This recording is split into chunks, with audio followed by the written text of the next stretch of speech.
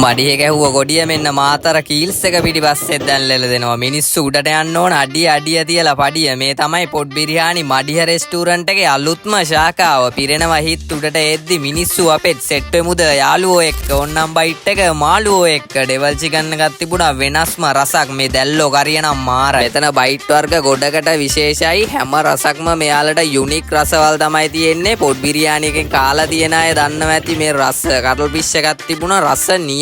Chicken rice එකක් ගත්තා බාස්මති හාලෙන්. ඒ වගේම චීස් චිකන් කොත්තුවක් තිබුණා. මේ ඔක්කොගෙම වෙනස්ම රසවල් තමයි තිබුණේ. මම මෙතන ආස්සම කෑම එක තමයි මේ ස්පෙෂල් මික්ස් රයිස් එක. ඉස්සෝ දැල්ලෝ ෆිෂ් චිකන් හොද්දට වැටිලා තිබුණා. ඒ රස තොල දිව ගෑවෙද්දි කන්න පුළුවන් බඩ වැලෙන්න. ටේක් අවේ සහ ඩිලිවරි විතරයි මෙතන දැනට තියෙන්නේ. ළඟදිම ඩයිනින් ඒරියා එකක් වැටෙනවා. ඔයා කොතනද කෑම එතනටම ගෙනත් දෙනවා. මේ නම්බර්ස් වලට කතා කරලා බලන්න. නමතක් කරන්න එපා. ප්ලේස් එක මාතර කීල්ස් එක පිටිපස්සෙමයි තියෙන්නේ. මේ වගේ ලස්සන බිස්නස් එකක් ඔයත් කරනවා නම් ශැගියට කතා කරන්න. ශැගිය එනවා එතෙන්ට පෙන්නනවා මුළු ලෝකෙටම.